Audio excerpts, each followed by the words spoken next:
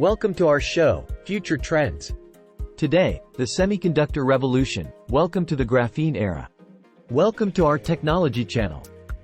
Today, we're diving into a groundbreaking development in the world of semiconductors, a discovery that could revolutionize the way we interact with electronics. We're talking about the first graphene-based semiconductor chip. Researchers have achieved what was long considered unimaginable. They've developed a semiconductor chip made of graphene. Graphene, a material resembling a carbon mesh fence, is known for its strength and flexibility. But as a semiconductor? That was new. The scientists from Tianjin University in China, led by Jian Zhao, combined graphene with silicon carbide. This combination gives graphene the necessary bandgap to function as a semiconductor. In initial tests, charge in the excited graphene semiconductor moved 10 times faster than in silicon. Silicon, the backbone of electronics thus far, is reaching its limits.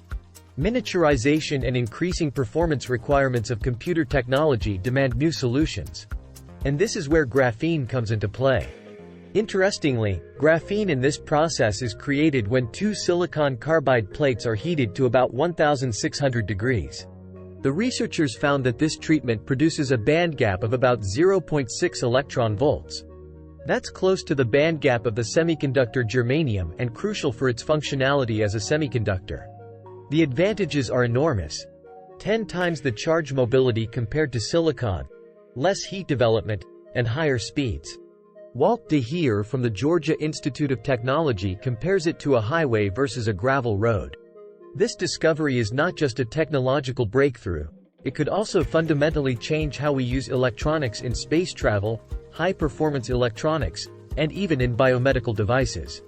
But as Walt de Heer emphasizes, it's a milestone, akin to the Wright brothers in aviation. There's still much to do before graphene-based transistors can go into mass production.